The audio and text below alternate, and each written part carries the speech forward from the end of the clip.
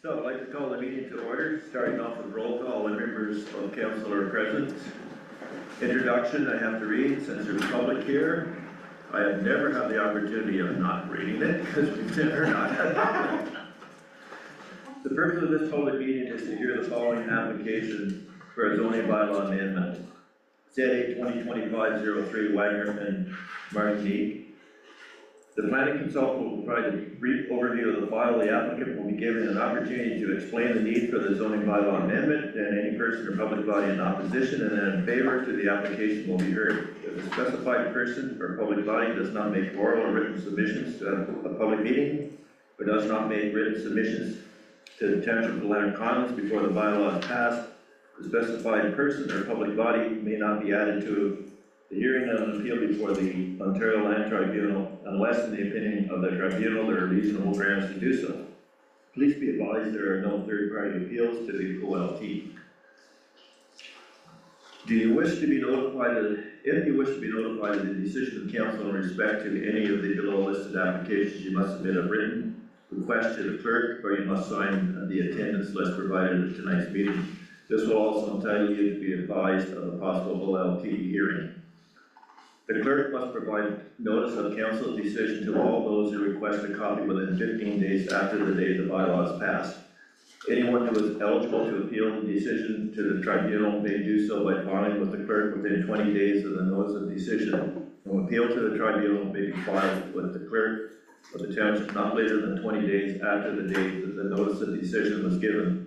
The notice of appeal must be set out, the objections to the bylaw and the reasons in support of the objection accompanied by the required fee. First. Thank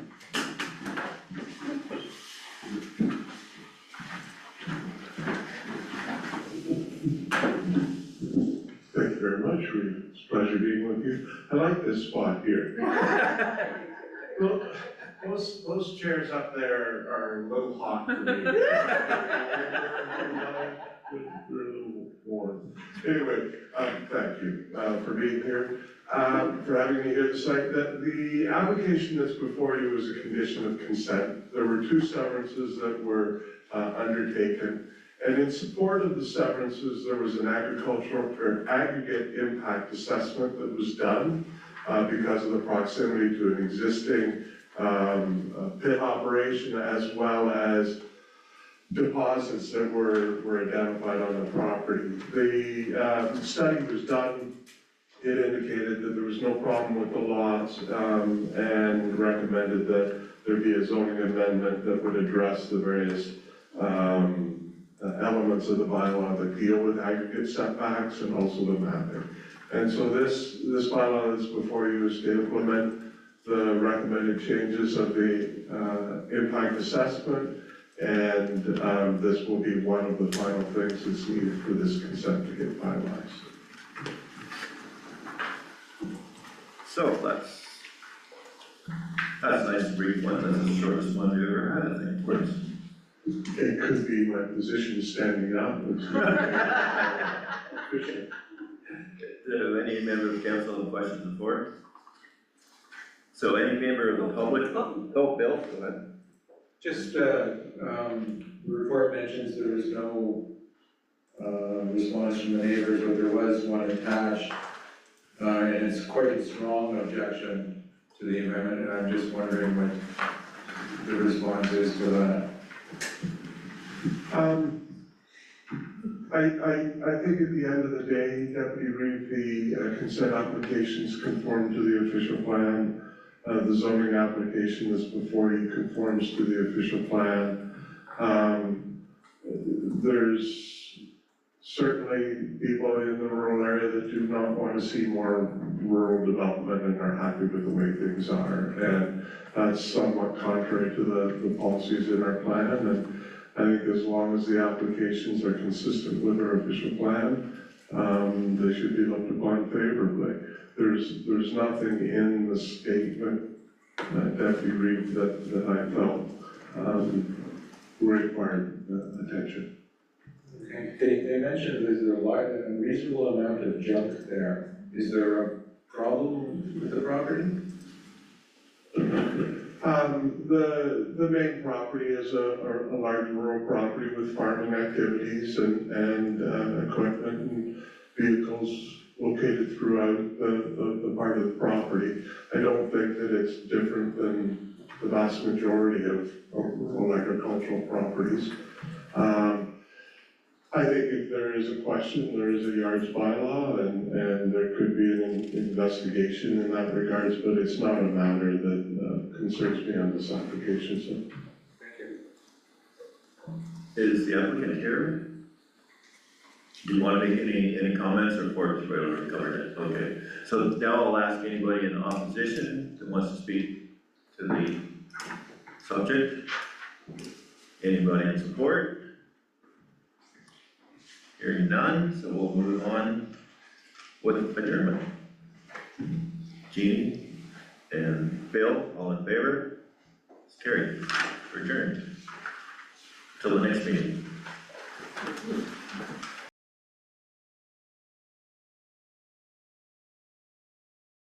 So I think we're all set. Welcome to the committee of the whole, meeting 27th. Roll call, we're all still here, no change from the last meeting. I have a motion that the agenda be adopted as presented, moved by Jeannie, seconded by Marina, all in favor, and that's carried. I have a suggested motion that the committee of the whole meeting minutes of May 13th, 2025 be approved as circulated. That's moved by Marina, seconded by Allison, all in favor, and that's carried. Delegations and presentations, we're here to hear from Sally and Juraj. I'm forgetting your name, sorry about that. From the Conservation Authority regarding the Lanark Dam Safety Review and Improvements.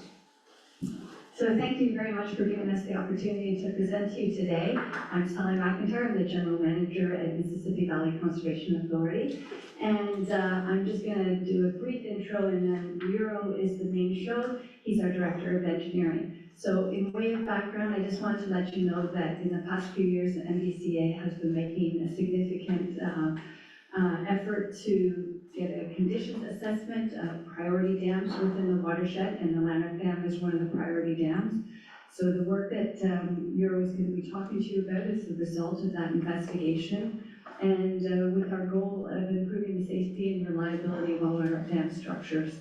And so we're very pleased to be able to present to you the results of that dam safety inspection, our review, and the proposed works that we're going to be undertaking later this summer.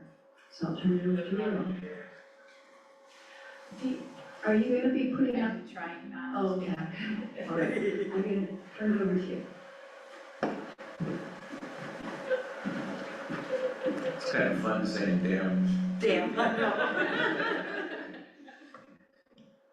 Oh, here. So if you can just let me know when you'd like me to advance the Yeah. slides. Okay. Well, thank you, Sally, and good evening, everyone. Thank you for the opportunity to be here today and share with you the findings of our dam safety review study that we recently completed. Next slide, please. So what are dam safety reviews? Dam safety reviews are basically systematic evaluations of dam design, construction, operation, maintenance, surveillance, and public safety. In Ontario, dam safety mandated by the Ministry of Natural Resources, Lakes and Rivers Improvement Act, and dam safety reviews also need to follow federal guidelines that are established by the Canadian Dam Association. And dam owners, such as MVCA, are required to complete dam safety reviews on regular time intervals and are ultimately responsible for public safety around dams. MVCA completed dam safety review for Lanark Dam earlier this year, and the study identified hazards that are associated with the structure, and I then developed measures that are to mitigate public exposure to these hazards. Next slide, please. So Basically, the main hazard that was identified in our study is the headfront area that is located just immediately upstream of the dam. And this is an area that is frequently used for recreation in the summer for people, swimming in the headfront, kayaking and boating, and in winter, this area is used for skating and ice fishing and other activities. And it's a high risk area because of its proximity to the dam itself and the sluice ways, where we see high flow velocities, and there's a high risk of serious injury, potentially death. This area is currently protected by a seasonal boom, which only provides limited protection because it's deployed for the summer months only. It's not a permanent year-round boom. And this boom is also was found to be in a poor condition and does not meet existing industry standards for public safety booms. Next slide, please. So the main recommendation of this study was basically to design and install a new permanent public safety boom that would provide year-round protection to public, and also it will basically meet all the current safety standards for public safety booms. You can see an example of such a boom on the photograph. It's from our other project, other facility. And on that map, what we are showing is a legal survey boundaries, and also the layout of the existing boom and the proposed boom. The existing boom is depicted by solid yellow line, and you see it's contained within the part 1 and part 2, which is owned by NCA. The future boom, or the new boom, is depicted by the orange dashed line, and you will see that it extends into part 3, and the reason for it is to achieve a shape that would promote self-rescue and also debris management for the facility, and also management of the hydrostatic loads, so basically a design consideration for a permanent boom. Now, the part 3 is owned by Lanark, so MBCA is seeking permission to install anchor in the approximate location shown on the photograph, on that map, and also to deploy the boom in this section of the river. One more slide, please.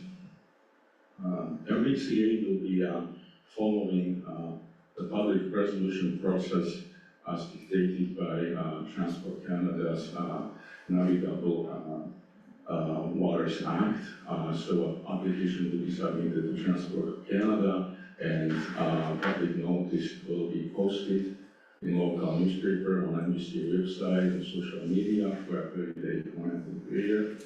Any questions, concerns will be addressed part of this process because it will be proceeded with the project. Next slide, please. And that's the last slide. And thank you for your attention. And please let us know if you have any questions. Councillor Kelso. So thank you. You didn't mention, and I don't know what's worth mentioning, that there is a easement. So that's part of the reason that you're looking for permission from this council. Is that correct? That is correct. Thank you. Brief. Yeah, just to heads up, a couple of years ago, the county were contemplating removing that culvert beside the, what we call the lower bridge on John Swinner's Road, which I said that is the bypass for the dam if you're working on it down that little creek. I don't know if that addressed the situation, but we really don't want to see that go. And just to give you a heads up on that situation. Yeah, I'm aware of the situation, and I'm with the culvert. It provides some Flow in the spring. relief, flood relief in this region. And you're asking for permission, is there any money being requested?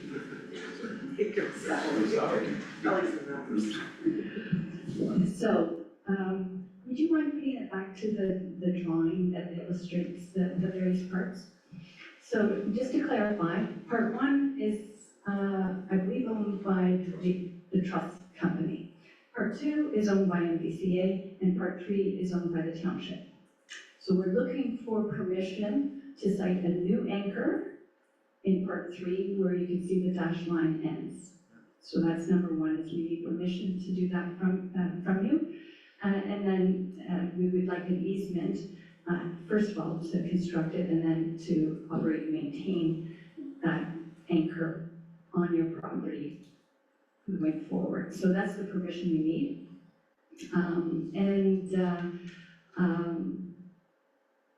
We can talk terms. That's about it.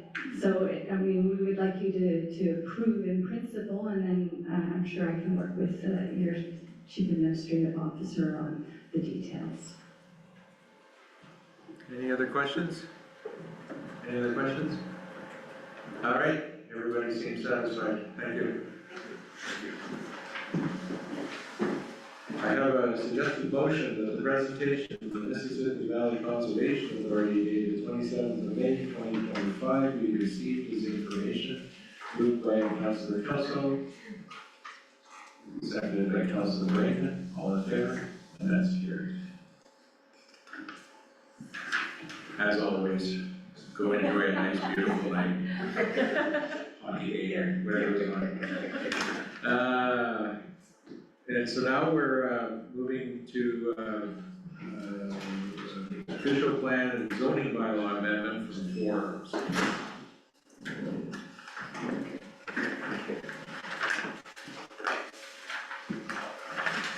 You're up first. Being the only forums in the room. My apologies. Again, if I'm not up front, obviously I'm not paying as much attention. The application that's before you was in committee of the whole tonight, we had a public meeting a month ago. It was the second public meeting. We are now in a position, I believe, Deputy Reading Council, to consider the official plan amendment and zoning amendment. I've been working very closely with Mr. Cooney's consultant, Gary McLaren, to finalize the ARA site plan. There were some few tweaks that were required related to environmental issues. My sense is that that's going to be completed and I'll be presented with a final site plan prior to the consideration of these amendments by council.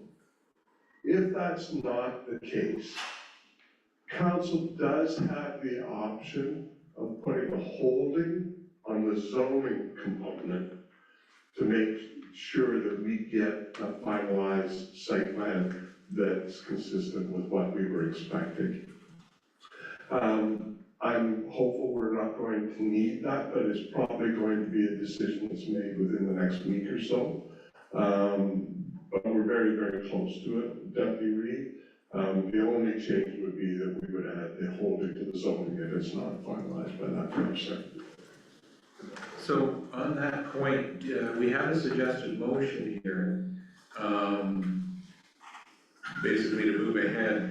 I'm wondering if we need to tweak the motion to capture the eventuality, subject to or conditional on or something like that. I'm certainly happy for you to do that. I also think that the clerk can capture the intent in the minutes of what we're trying to do is make sure we have the finalized site plan. Your call, sir. I'm happy for a tweak to the motion or having the minutes simply stand and that with the understanding that the actual bylaw could have a holding put onto it when it comes to council. What do you think, Nicole? I think it's fair to go ahead and make the amendment. And and then we would be covered in the instance that It doesn't happen. Because you could do, like, it begins that, council passes, you could say that, subject to Finalizing the site, finalizing whatever the language is. ARA site plan. ARA site plan, comma, council passes the necessary plan. somebody want to make that. That's moved by Ron. And seconded by Jamie. Any further questions for, Councilor Ross? Is the possibility of the holding, restriction just because of the timeline on it? Or is there something in the site plan that is still being, negotiated? There's no negotiations going on right now, Counselor.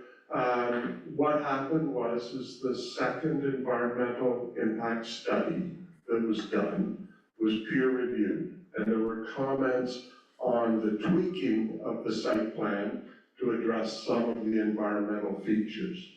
That work, that information was given to the consultant. He's working at changing the site plan. He indicated to me Friday morning that it was just about to be finalized. We were working towards having it done for tonight so I could make that statement. I think it's just a question of timing, sir, and not a question of additional negotiations or activities that need to be captured. Does that explain things very enough, sir? Okay. So we have a motion moved and seconded on the floor. All in favor? And that's carried. Thank you, Forrest. Thank you very much, and I think that's the end of it. I mean, so have a great night. Good night. You give me a second. Pardon me, sir. That's the next agenda. Next agenda item is the youth center draft agreement, led by Chelsea.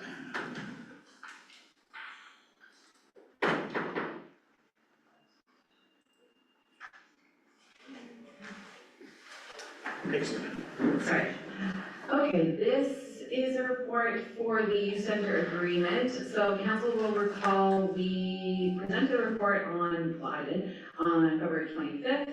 It was going over not just the draft agreement, but also the relationship between the township and the Lanark Highlands Youth Center. But I also included a draft agreement. There was a suggestion from council that we send the agreement to have a legal review, which has been done. And then there was also a few minor amendments suggested by council in that meeting, as well as over email after the meeting, which were included in the agreement you see here today.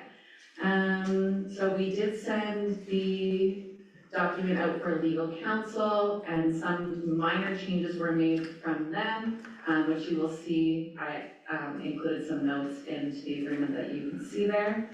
We met with the youth center, so that would be the new executive director, Grace Rand, and board chair, Lauren McMeekin, as well as myself and the CAO. We did go over this agreement that you see here today. They said everything looks good, but they didn't want to get it in front of the board, so they reviewed that on May 14th and gave the approval to proceed to presenting it to council today. No new financial implications will result from approving this agreement. We do remain committed to providing an annual building maintenance budget, which is typically around $13,000, as well as paying the heat and hydro for the building, and then any major capital building repairs that are outlined in the agreement as our responsibility. So I'm just looking for an approval of the draft agreement today, and then a bylaw will be brought forth on June 10th. I have a question too. Okay, when you go first, Just in general, what would you say are there any big changes from our previous arrangement with them versus this agreement? Is there, I'm trying to get a sense of what's new and what is, maybe should be drawn to our attention. Yeah, so definitely a few minor changes. The first page is pretty much verbatim. The design and layout is a little bit different, just because we're trying to adopt it, to the new look of our agreements of the building, the community center agreements. But a lot of the words on the first two pages, we did change, so you'll see a note on page 2. So we have no set end date. So on the previous agreement, I believe it was 10 years, same as the community center ones. However, after some discussion, we thought that just having a no end date, but if either party wants to make changes, it just comes to council instead of having to wait until the agreement expires. And that's how the library's agreement is right now, and it seems to be working.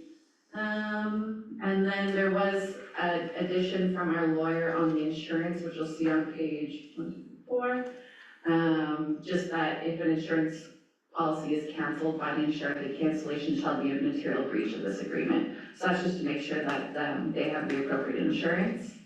We did change minor thing to have any major building maintenance repairs submitted prior to September 1st instead of November 1st, which was in the old agreement, just to give us time to make sure that it's in the budget.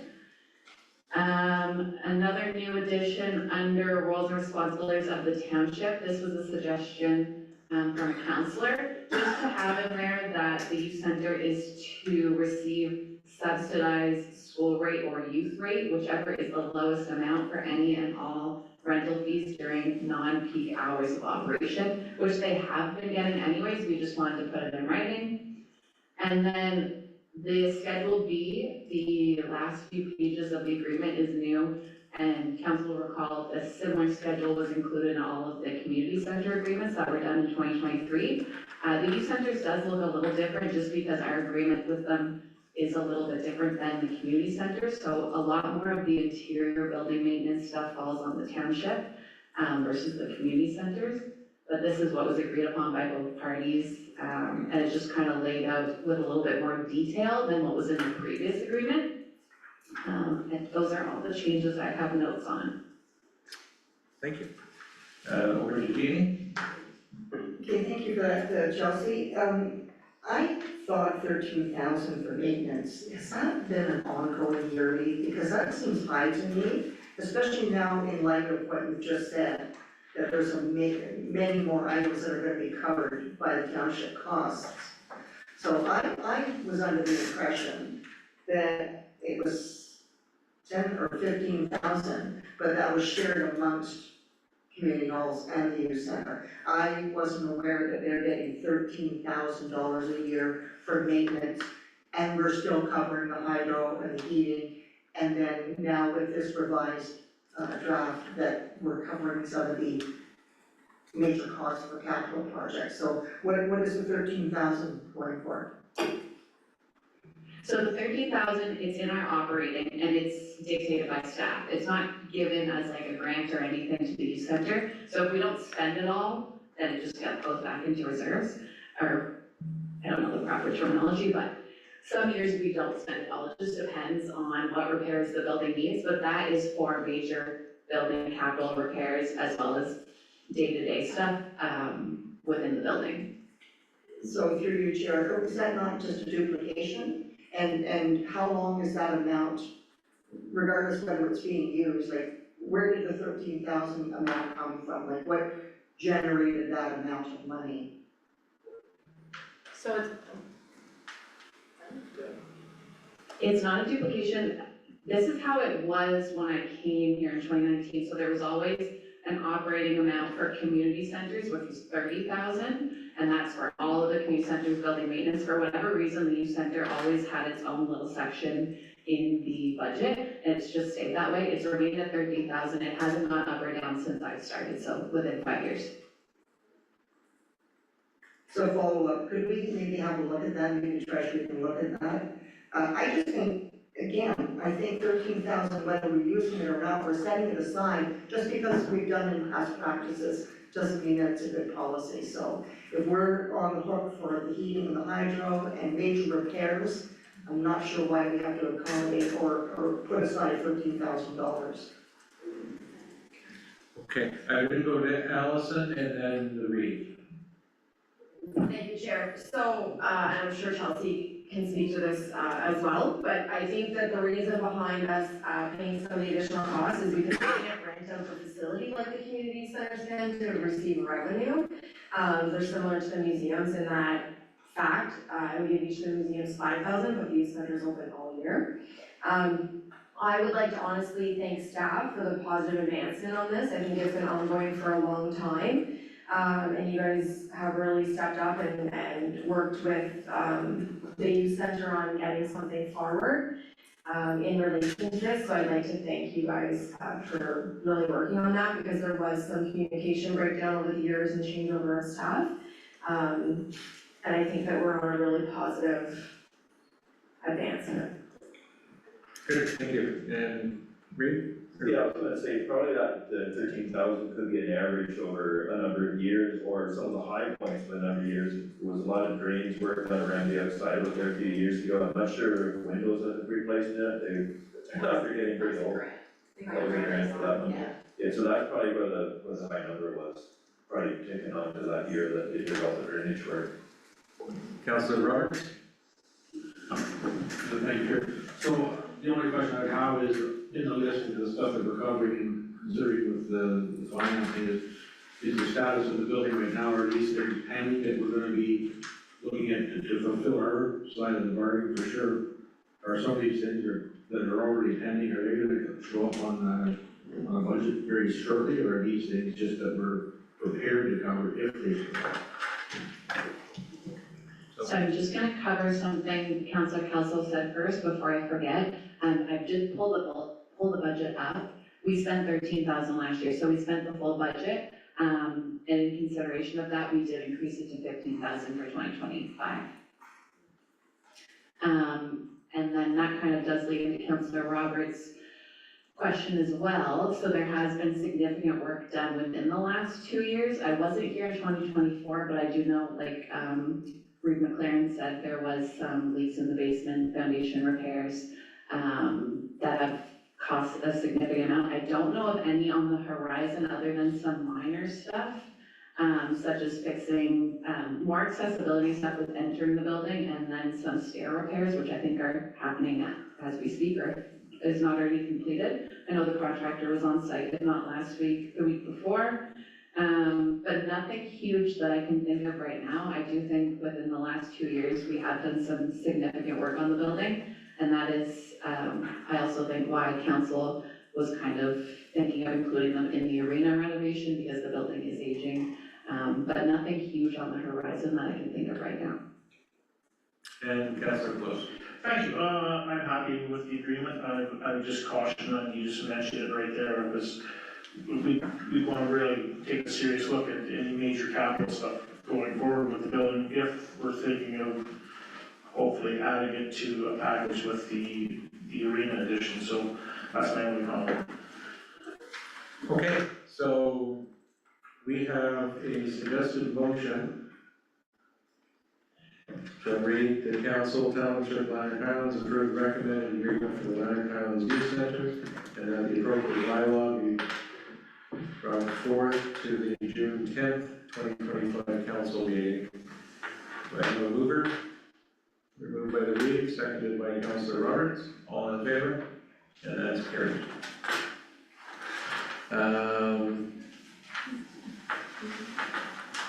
Corporate services, over to Rhonda. Thank you, Chair. So the report that I have presented in the package, is a requirement under the Municipal Act, and specifically under Ontario Regulation 28405. So I'm not sure if you've seen this report in the past, you should have. And my intention is to bring it forward at the joint budget process in the future. But this year, it is separated from the actual budget itself. So what's happening here is that the regulation requires that certain non-financial transactions be restated along with capital asset transactions. So budgets are prepared under the cash basis of accounting. Financial statements are presented under the accrual basis of accounting. And so if you refer to page 50, I listed below, the latter part of the page, all of the additions and deductions to the cash budget that are required under this regulation. And the result is a net deficit of 232,148. So basically, we are not necessarily investing enough in capital asset replacement, resulting in that deficit. So if these items were included in the actual budget, we would have a shortfall. So I'm asking at this time that council pass the motion to accept my report as presented, and I'm happy to answer any questions.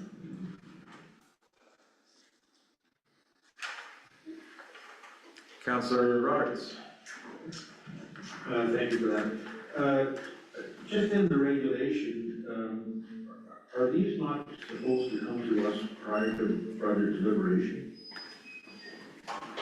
No, because the budget is developed and presented on a cash basis, so money in, money out, money in to pay for all the expenses of the township during the calendar year.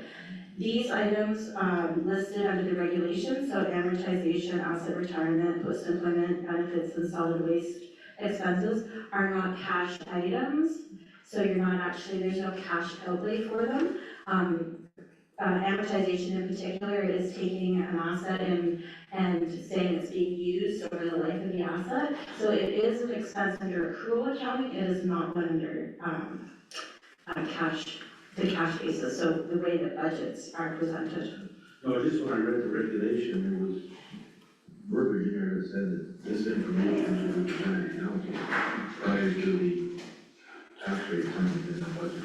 It should be presented at the same time as the actual budget, and that was how I started my presentation, saying that that will happen in the future. In my experience in Mississippi Hills, I never presented it at the same time as the budget, and I know that many other municipalities do not either. But I will rectify that in the future. So, just a second part then, with if this was brought to us prior to us asking the raise in it, what would your recommendation be for the 232,000? There would not be one. There's no implications to a budget. It's just a financial statement presentation issue. That's all it is. I'm confused on that, because of large numbers, capital assets, $4.4 million, And that was what was presented in the budget. That is the capital budget that was presented to you. Okay, so again, we have a suggested motion. The council adopts staff report FIN-2025-32 as required by the Municipal Act 2001 and Regulation 284/09 as presented. I have a mover, Councillor Council, seconded by Councillor Close. All in favor? And that's carried. Thank you, Rhonda.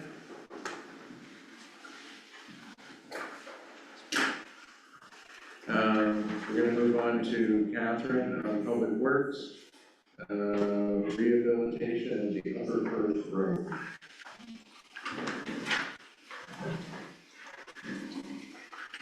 Sorry, Catherine.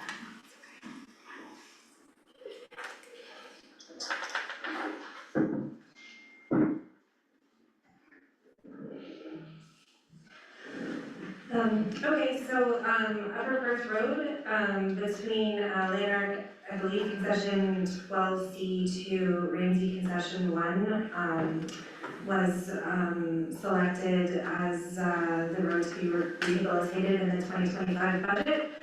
It was placed to tender on April 23rd, 2025. Work involves double surface treatment, culvert replacement, ditching, drainage improvements, to help extend the life of the road to be rehabilitated. There were 4 submissions. Arnott Brothers Construction Ltd. was the lowest bid at $502,225. They're located in Burke, Ontario. They do a lot of work for us. They have a good reputation. the 2025 budget was $647,000, with 880 from the CCBF program. To avoid any delays during construction, it is recommended that a 10% general contingency be budgeted for the project and a provisional 25% tariff contingency be budgeted into the project for the cost of the culvert replacements. So it is recommended that the road rehabilitation work be awarded to Arna Brothers Construction. Okay, I have a question. Katie, you have a question? Just, because it's, thank you, Catherine, because it's under budget, the remainder would just go into reserves, is that correct? That's correct. Thank you. And my question is, I look at the bids, the 4 bids, and the first 3, to my mind, are relatively very similar. And I'm wondering, is there any difference in the work? Generally speaking, so quantities remain the same. Differences in costs, generally speaking, can be from mobilization, demobilization, equipment rental costs. There can be many factors that show differing costs for the services. Okay, thanks. Any questions, comments, anybody? We have a suggested motion. The council authorized staff to award the request for tender for the road rehabilitation of Upper Perth Road contract number PW 2025-4 to Arna Brothers Construction Limited for $591,103.49, including non-refundable HST, tariffs, and contingency, as identified in the report RDS 2025-4, and that the manager of public works is authorized to issue any and all change orders as required to prevent delays and claims against the township. Further, that this matter be brought to the council meeting May 27, 2025, in order to proceed with the agreement based on the timelines for the project in 2025 calendar year. That's moved by Jeannie, seconded by Loree. Any questions, further questions, all in favor? 1, 2, 3, 4, 5. That's carried. Thank you. Still with Catherine, a Lanark Highlands Waste Committee update. Just spoke to this gentleman to the motion. Of course, do you want us to pause the meeting? Okay, no problem. Catherine. The Lanark Highlands Waste Committee, basically gave a background on it because I came in, they've had several meetings before I came in. I actually had the chance to sit with them, I believe it was May 3rd, it's written here. I remember May 3rd was an important date. Generally speaking, or April 3rd, sorry, April 3rd.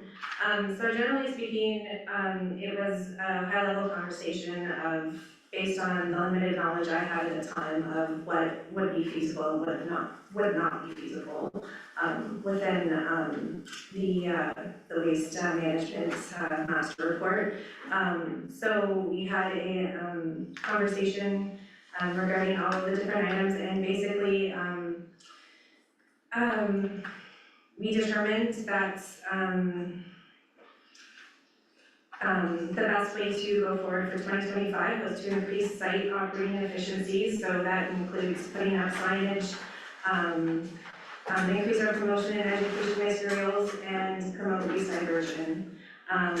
Waste diversion includes... The system has detected that a few lines are still connected to the conference and will attempt to disconnect them. If you wish to remain in the conference, please press *1. 15. So there.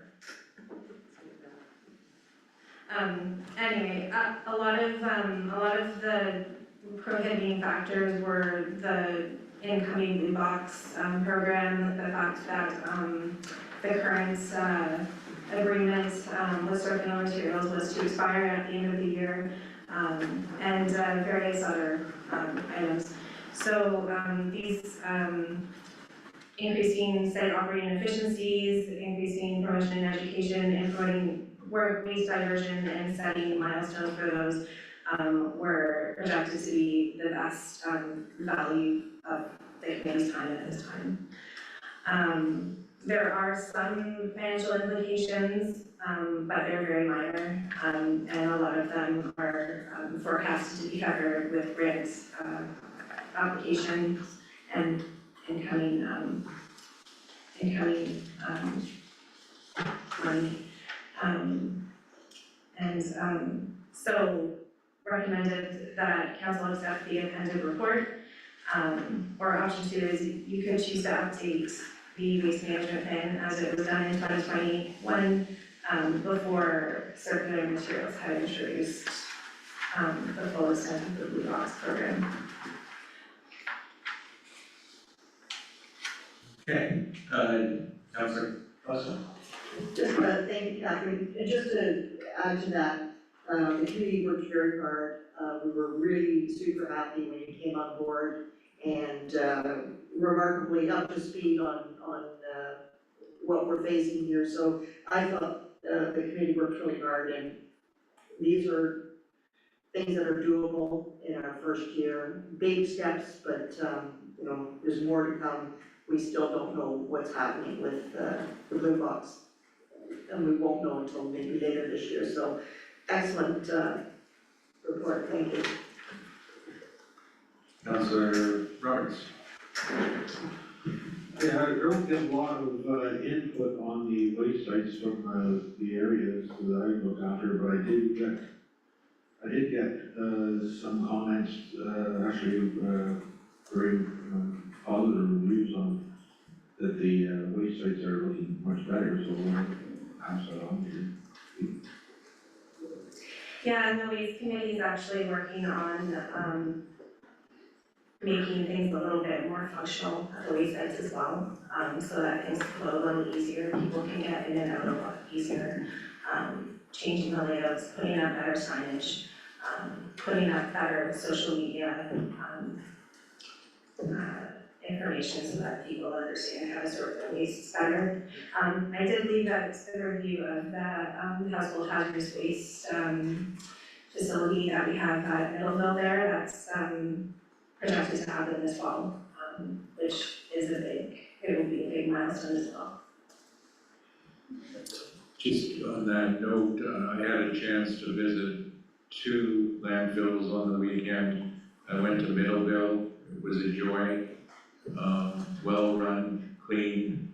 I don't know the name of the guy with the beard, but he was so helpful, it was unbelievable. So I would pass that on. I went to McDonald's Corners, and honestly, it was a zoo. You couldn't get in and out.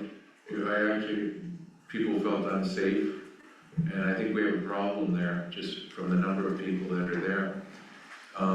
We actually left with garbage that we intended to leave there, but we could not get to the bins because there were 3 rows of cars parked in front of them. A lot of the activity seems to have to do with the reuse center, people going in and picking the garbage. But I wonder if that flow needs to be controlled or something on peak days, because a lot of people with trailers couldn't get in and out. So I pass that on. Brandon? Thank you. Catherine, I just wanted to say thank you for a really great report. I'm happy to move the motion. I just wondered if you needed anything more from us. Did you need us to move to apply for that grant, or do you need us to approve that extra $5,000 now, or will that come later? So for the grants, they actually have everything sorted out. They actually already have the application filled out. We're just waiting to proceed with that. And for the extra $5,000, I'm fairly confident I can probably swing that somewhere in my budget, so no worries. Somebody pointed out to me and I can't remember where, but it struck me that the name of the committee is the Waste Committee. Management. And it should be Waste Management. It is waste. But it doesn't say that. So we should make sure we're consistent with that, because waste suggests so many other things. And it really is a good committee, and they're doing great work, so. We have a suggested motion, that council would accept the report in regard to the waste committee objectives and amended spring progress report, May 2025 as information. That's moved by Jeannie. Marina moved it, I'll second. Moved by Marina, seconded by Jeannie, all in favor, and that's carried. Thank you, folks. Thank you, Catherine. We move on to new and other business, over to the OPP board. Councillor Close. Thank you. We did have our second meeting. In that meeting, we sat and agreed with the coordinator of Lanark County Situation Table, give us an update on that and the community safety well-being plan. That was the same thing that she had presented here, a little more in depth for us, but we had the update on that. Inspector Curtis was there and he gave us an update on the Lanark County Action Plan. Results of this plan were released this summer. These results will be circulated to the members and everyone else, so it will be also be provided to the public. The next Lanark County Action Plan will be prepared for years 2026, 2028. School bus safety, something that's been an issue. I don't know if it's been an issue here, but if there is anybody that has an issue, certainly reach out to me and let me know, and I can pass the information on or reach out to the OPP, because I'm absolutely stunned when I read some of what's been going on with some of the people in the buses. Is absolutely crazy. So the county is going to be requesting an AMO investigation to discuss school bus safety issues. So I know Highway 43's got that's where a lot of the complaints have come from, but I don't know why people think you can pass a school bus with the lights flashing. I just don't get it. The summer marine patrols are happening now, so you can watch for those in your local lakes. They'll be out in full force, and probably out on the trails, also on ATVs. Then we also have Jasmine Ralph from the Clerk County, and I think the county update, she'll probably be giving an update on what happened there, with regards to creation of position, combining the role of it'll be at the county, between the county Lanark and the OPP task board, with regards to the situation table and the board secretary for the OPP. So there's some stuff discussed about that, and also there's some other stuff that was in camera on that very item, but I think it went to the county, and I think the county has released a statement on that. So yeah, the name is, but I believe the results of the meeting are into the public, so. Okay, any questions? Great. Yeah, I was gonna say, as Ron said, the school buses on 43, I've been told with Bill McPherson, it's a daily thing. Cars passing it.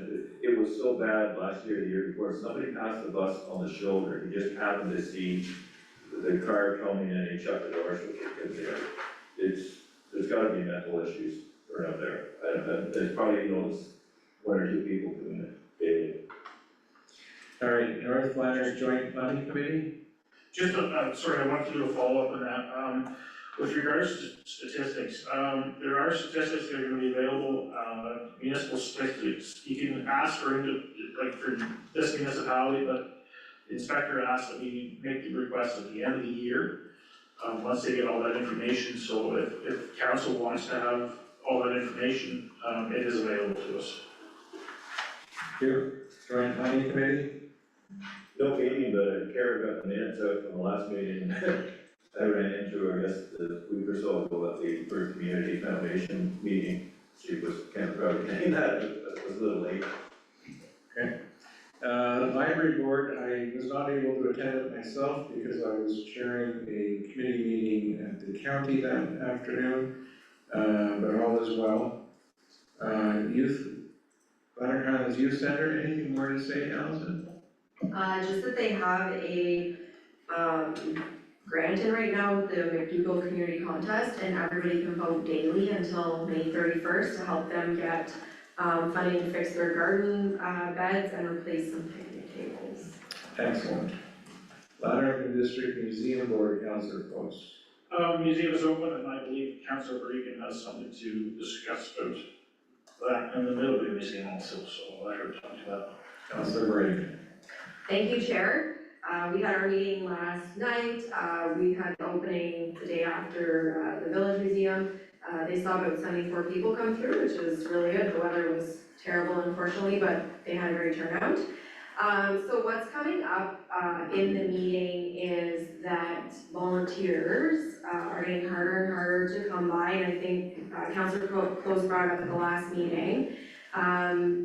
They're gonna get by for this year, but I think they're looking at what kind of options can they potentially work with the municipality for the student grant applications and or potentially a casual employee that, you know, mans the museum for 4 hours on the weekend with payroll going through the township and then reimbursing or funding it, because doing payroll on their own again is that much more on the volunteers, the few that take part.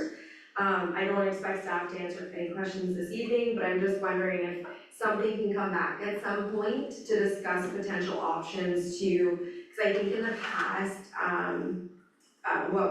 what I was told at the meeting from Alice Borman, who's been around for a long time on all of this, is that the two museums used to share some students that was, payroll was completed through the township, and I think they helped reimburse the portions. So I think we're just looking at potential options that they can discuss without them having to take on payroll.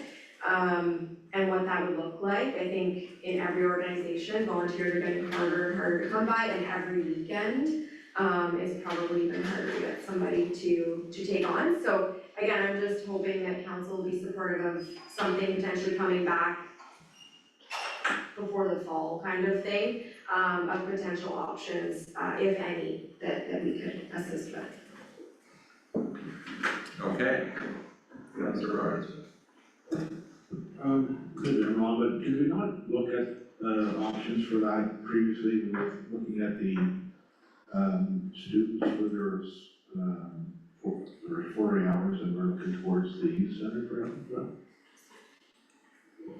Chair, sorry through you. So I think what they're looking for is not only just students, but is there an option to hire a casual person that's maybe older, retired, that will do 4 hours a week at the museum? Because sometimes you can't get students either, and the museum's open longer than the break for the kids. So I think it's looking at all of the options of, and with us being a union, it might be a little more difficult, but just those options of that availability. Okay, Conservation Authority, any more damn information? No, pretty much, Sally pretty much covered it, but it is nice to see that they've been working on this for a few years. They didn't get funding to deal with this issue, and our numbers come up to, so I hope we can accommodate them. Okay. Aaron Pryor Library, Councillor Roberts. Yeah, I was putting together some stuff, but I forgot it. But one of the things that's on mind for me is, in the research I was doing, on the Ontario Parks camping sites, there was information that at the local libraries, you're able to borrow a car pass. And I went through the list of libraries, Armbar Library and Lanark Library were on those lists. So one of the things I was researching was if that was true and if the people were aware of it, so that they could borrow a park pass for the camping season. We also have passes for the National Capital Region, museums, science centers, things like that for kids. And it's amazing the stuff that they lend out now beyond books. So there's quite a bit. They put those in their reports that they, those quarterly reports. Recreation Advisory Committee, Councillor Summers. No, we meet next week. It should be a wholesome meeting. We're going to continue our talk around the terms of reference and potential budget to go into the 2026 budget. So I don't know if maybe there would be an appetite to circulate those minutes after, because I'm sure there'll be some good discussion. Thank you. Municipal Grants Committee, Councilor Council. I just wanted to thank the treasurer Rhonda for following up with the inquiry report. They had called, they were happy to get the funds, thank you. And the Lanark Highlands Waste Committee, West Management Committee. So this will be music to your ears, Bill. Our next meeting, we are going to be discussing the flow at McDonald's Corners waste site. So that's one of the subjects that we're going to discuss, and we have a meeting coming up in 2 weeks. Excellent, I'm glad to hear they're on it. The Inclusion, Diversity, Equity, Access Working Group, Councilor. I think it's easy work. No, there's, I think there's a training session coming up for past, I've just been so busy trying to get stuff done at home. Spy Camera Ron, Traffic Advisory Working Group. All right, so I have a suggested motion, the council committee appointment updates. We received this information, that's moved by Councilor Reagan. Who has a question first? Seconded by Councilor Council. Thank you, Chair. Just for the CAO, do you need us to put in a motion to bring something back, or is it good? Okay. No, I have notes. Noted. All right. And that's all in favor? And that's passed. And on that note, CAO update, starting with the staffing update. Thank you, Chair. Our good news for this week is that Joe Bingley started on Monday in the Public Works Operations Supervisor position. We had a welcome barbecue for him today at lunch, hosted by the manager, and we'll have a regular staff meeting tomorrow morning and get a chance for him to meet the kind of in-office folks as well. Interviews are also being held this week to fill the full-time Public Works Operator position, so that's moving forward. And the Household Hazardous Waste Attendant position is something we've now posted twice. We've had one applicant who is in the role right now, but that applicant has indicated that they have received or have other employment that conflicts with some of the hours. So right now we're having challenges filling the necessary staffing in order to keep that household hazardous waste open for all the hours that we have listed. So right now there's hours on Mondays, Wednesdays, and Saturdays. So we've had to make a decision to reduce that slightly while we try to solve the staffing problem. So we have put postings up around that information today, and going forward, it will just be open on the Wednesdays and Saturdays for the next while until we can resolve this issue. Questions? Sorry, through you, Chair, this seems silly, but I don't know if maybe it was overlooked. Have all of our internal staff been offered an option to have overtime if, should they be interested in that opportunity? That also may conflict with union. Yeah, I guess that's where I was trying to run through if there was any collective agreement issues there. We haven't done that route yet. We were reaching out around summer students to see if they could be available, and we are trying to use them to even just meet the timelines that we're talking about now today. But we'll continue to look through whatever options it takes to figure out what we end up with for the rest of the season. Jeannie? Sorry, just a quick question. Would we ever consider going back to the third party or no? That's just too costly?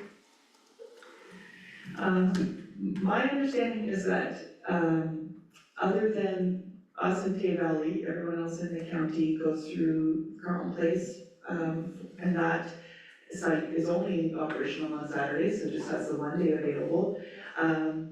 We're very early in deciding that this is an issue, so Catherine has just started to kind of look at the options and have some conversations, and what we will bring this back to council with what the plan going forward is.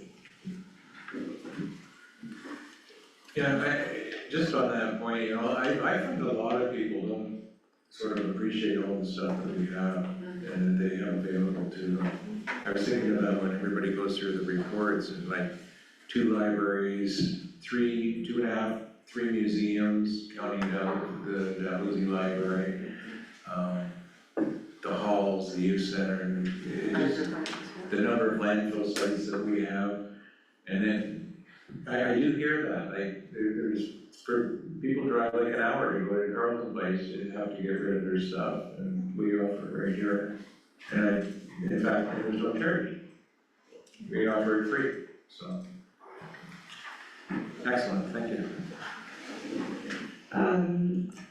Public Works tender update. Now, this is so hot off the press that I may need to get some input from Catherine.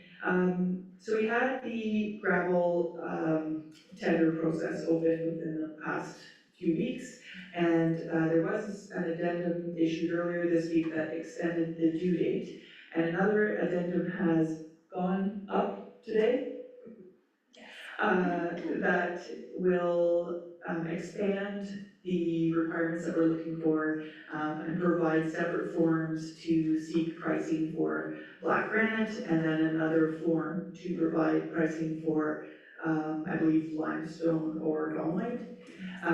So we will be able to get both of the prices through this tender process, which was something we were trying to juggle around. So we believe that this will solve some of those problems and issues.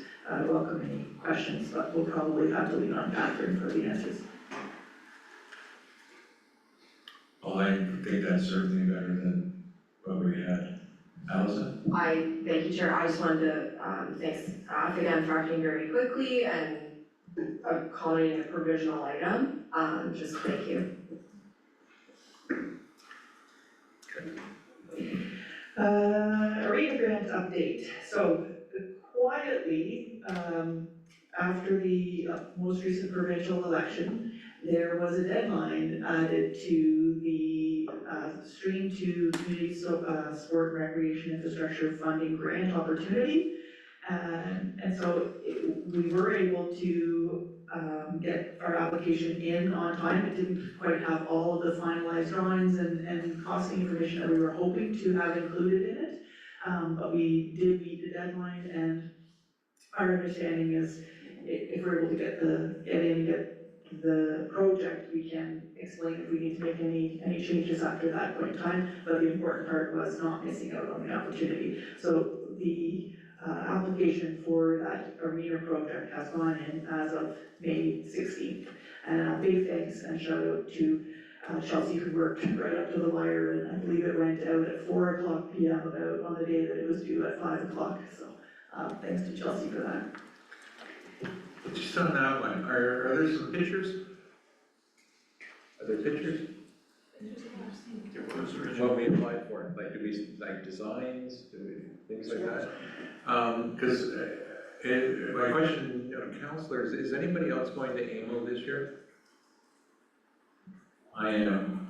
I wondered if we should ask for a delegation at AMO to go and pitch this to somebody. When's the deadline though? It's on, no, I think just. I think it's on right now. I think they posted it Monday or something. Oh, okay. No, it's probably Friday, the deadline, but it wouldn't hurt to ask. I am going, and I can do it, going on the county's behalf, it doesn't matter. We can try it. I certainly saw the email come in about delegations and, Are you and Chelsea. Catherine going, or? I have only just looked at the information that was up, and the full agenda doesn't seem to be posted yet, but I We could maybe, more of us could go if we went. What I could just see going in and just doing a 5 minutes on how great Lanark is and how we never get anything and woe is us and community's doing a great, I can put a good story together that at least get them to say, hey, what are these guys all about? Yeah, okay. Everybody else will go in and make the ask, so maybe right away if we can. Yeah. Sorry, you had your hand up, Brandon. Sorry, through you, I was just gonna say I don't work in August, and so if you did need someone to help with the delegation, let me know. Well, you should consider going to AMO. If you could, it's only 2.5 days. But, I think you have to be registered to AMO to go to the delegation. That's the problem. I think, pretty sure. And it's not cheap. I think you can adjust them though. I think Aaron Lee has went and not be registered. and present it. I just thought they were ready. Depends where the delegation is, that's all. Everybody's gotta have. Yes, yes. Anyway, we can look into it. All right, so two more to go from CEO update. Thank you, Chair. Just an ongoing update on our Highland Line pit public meeting date.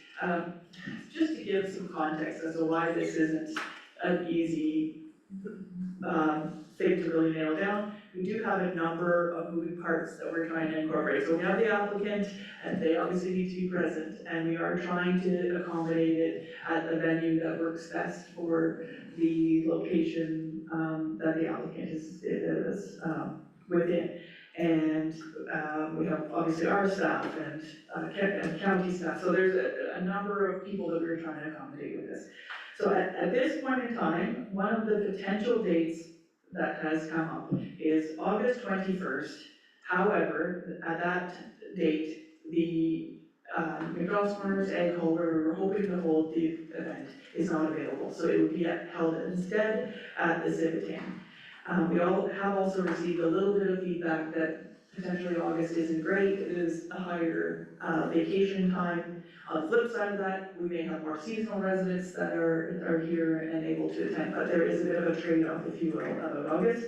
So that's a potential opportunity. The other one is that we could go back and look for a date that would be in September that would work for all the stakeholders and ideally be held at the Egg Hall. So we were hoping for a little bit of feedback from council on your thoughts on that. I would prefer September. Janie? I'm in favor of September as well. Ron? Well, so late September does not work for me. Mid-September? Gotta get past Labor Day probably. Yeah, right after that. Any other preferences? Through you, Chair, I don't think you're ever going to get 100% attendance from anyone. We're looking at like 15, 20 people to coordinate schedules, so I think you need to go with what works for the majority, and that's it. I mean, I do think there's good reasons to try to locate it here where the proposal is, so if that could be accommodated by pushing it back a couple of weeks, I think that might be important. Katie? Just to make you aware, so the end of September is the fair at McDonald's Corners. So if you shot for it right after Labor Day or mid, you probably would have a very good chance of getting that call. Is there a day of the week that is preferred? Right now, during the summer months, Wednesdays are unavailable owing to bingo as one of their primary revenue makers, so. Thursday. Thursday. Yeah. But then trying to fit in between county council, so plus the applicant, as Suzanne shared, it's been rather challenging. So we will try to find a date in early September that works for the applicant and the hall. Good. And what I like about that is the seasonal residents, a lot of them are here, Thanksgiving, so. Yeah.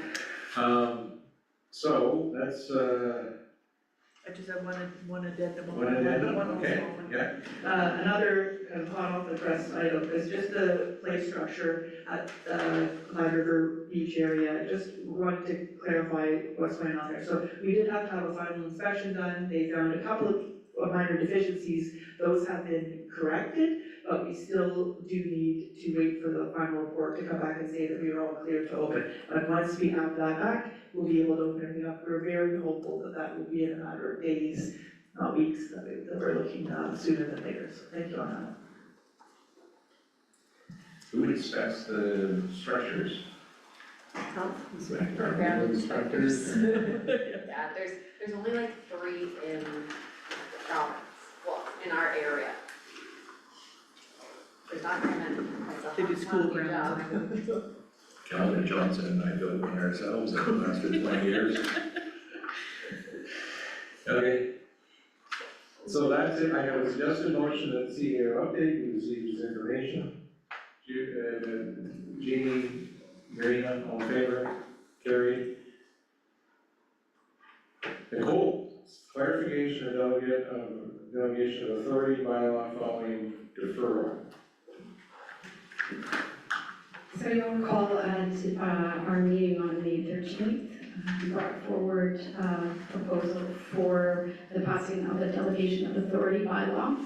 At that time, the council had some questions and wanted sort of a further breakdown and explanation for where said delegation of authority may come from in legislation, as well as sort of a rationale for an addition or anything that is new or maybe outside of current practice. So in Appendix A, you'll see a table that outlines the pieces that are going to be similar to the bylaw in columns 1 through 4, but with 2 additional columns added just for council's awareness as to whether or not these are new items and why we feel that they would be a part of this delegation of authority bylaw.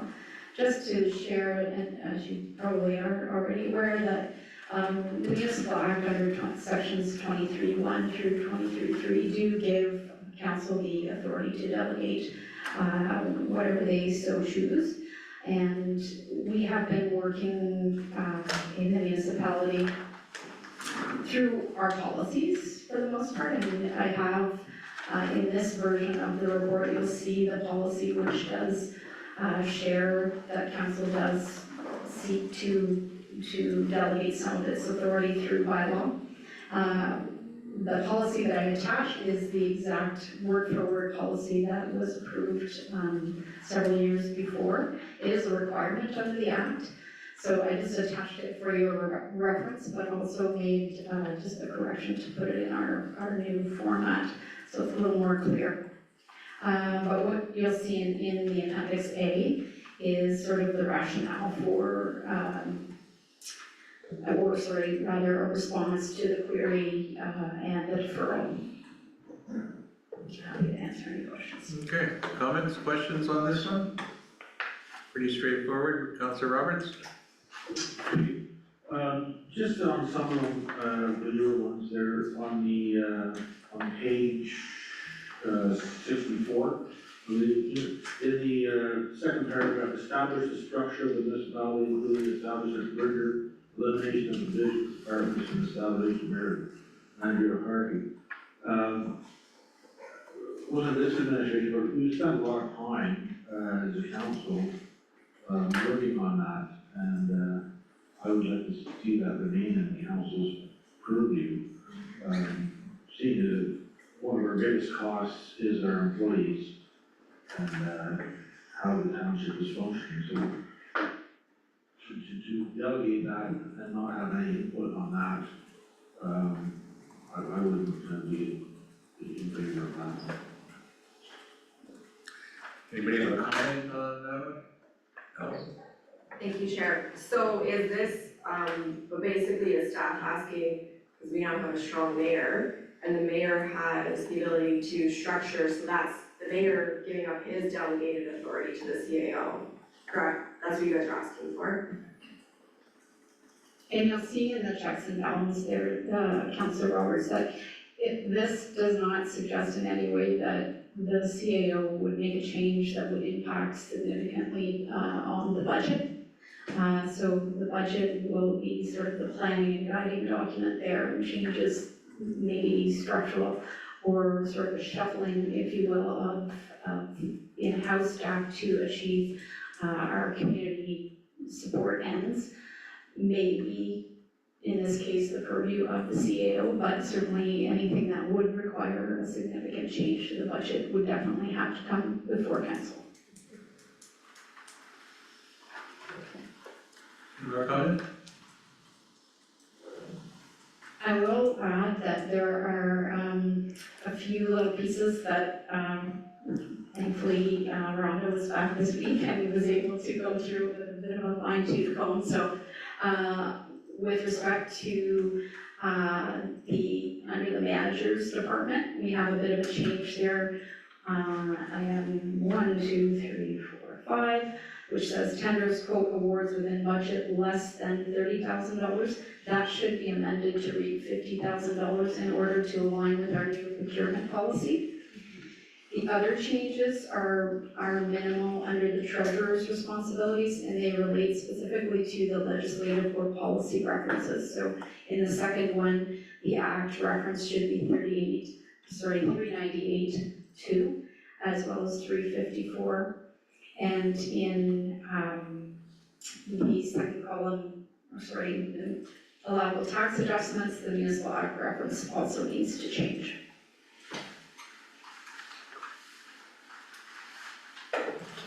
Okay, we have a suggested motion that council approve the delegation of authority bylaw attached as appendix B to the staff report. Do I have a mover for that? Councillor Reid McLaren, Councillor Close, all in favor? And that's carried. Thank you, Nicole. And that's it for us. I have a suggested motion that the committee of the whole meeting adjourn at 7:23.5. Jeannie and Marina, all in favor? And that's carried.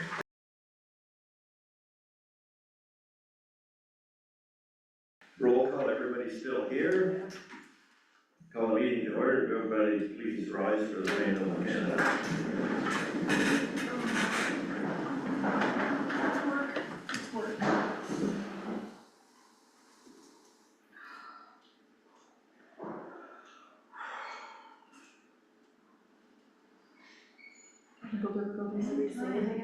You're singing again. Okay, start one. Oh, Canada, our home and native land, true patriot love, in all our stand, with glowing hearts we see the true north, strong and free. From far and wide, oh Canada, we stand on guard for thee. God keep our land glorious and free. Oh Canada, we stand on guard for thee. Oh Canada, we stand on guard for thee. That was good, huh?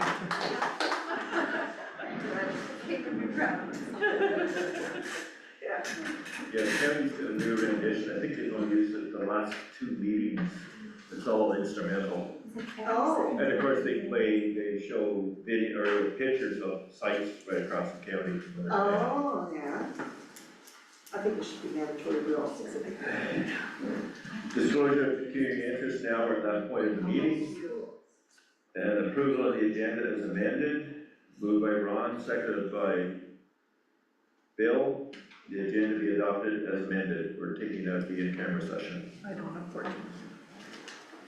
All in favor? It's carried. Council minutes, moved by Jean, seconded by Bill. The public meeting minutes of April 22nd, 25, and the council minutes from May 13th, 2025 be approved as presented. All in favor? It's carried. No delegations, stands the committee of the whole report. Bill? Thanks, report of the committee of the whole to the members of Lanark Council. We, the members of the committee of the whole, beg leave to report section A of information, section B as follows. B3, the council directs staff to provide the required public notice of council's intention to pass the 2025 waste management charges bylaw on the 27th of May, 2025. B4, that council directs staff. The system has detected that a few lines are still connected to the conference and will attempt to disconnect them. If you wish to remain in the conference, please press *1. 15. That council directs staff to reallocate the balance of the development charge reserve fund at 31st of December 2024 of $297,340.92 to capital and operating reserves as outlined in staff report FIM 2025-29 and that the transportation and public works allocation of $235,993.86 be applied to the Sheridan Rapids Bridges project in 2025 to reduce the required long-term financing. Motion B5, the council approve policy FIN-2 procurement policy as presented in report FIN 2025-31, and that council approve bylaw 2025-1969, being a bylaw to define procurement policies and procedures. B6, the council approve policy GOV-3, council remuneration and expense policy as presented in report COR 2025-31 as amended, and the council approve bylaw 2025-1970 as being bylaw to adopt a council remuneration and expense policy. Finally, B8, the council authorize staff to award the tender for the Sheridan Rapids Bridges replacement to KB Civil Contractors and Structures, Inc. for $1,410,602.83, including non-refundable HST tariffs and contingency, as identified in report RDS 2025-03, and that the Public Works Manager is authorized to issue any and all change orders as required, including a 20% contingency and tariffs to prevent delays and claims against the township, with a status update provided to council. Thanks, Bill. Does anybody want to pull one of the B items out to vote on separately? Seeing none, do you have a seconder for the report? And this is all seconded by Councillor Close. All in favor? Carried. Going on to motions. Award of tender to the Upper Perth Road rehabilitation, moved by Allison, seconded by Jeannie, that council authorized staff to award the request for tender for the road rehabilitation of Upper Perth Road contract PW 2025-04 to Arnott Brothers Construction Limited for $591,103.49, including non-refundable HST, tariffs, and contingency, as identified in report RDS 2025-04, and that the manager of public works be authorized to issue any and all change orders as required to prevent delays and claims against the township. All in favor? It's carried. Moving on to bylaws, moved by Marina, seconded by Jeannie. The council of corporation of the Township of Lanark Highlands has read the following bylaws the first, second, third time short, passed and signed by the reading clerk. Bylaw number 2025-1968, waste management charges. Bylaw number 2025-1969, procurement policy. Bylaw number 2025-1970, council remuneration and expense policy. All in favor? Carried. One has to get on full print, but where they are. County updates. As Ron mentioned in his report, there was a change for the coordinator, secretary position for the police services board. It wasn't initially asked to be temporary, and I guess it came through Perth Council to make it permanent, because it is a requirement we have to have. So whether the same person stays in the position for 10 years or 5 years, and somebody thought, okay, what if we don't get the funding for it? Well, it doesn't matter, but if we don't get the funding, it has to be covered anyway. And to date, we know exactly who the person is, but it really hasn't been made public beyond the in-camera session. So I assumed it would have been out by now, but surely for our next meeting it will be. Jasmine sent us a letter out yesterday, I think it was, and the name wasn't in the letter, so just some clarification. So I'm not gonna say, but an excellent choice, no question about it. I've known for quite a while.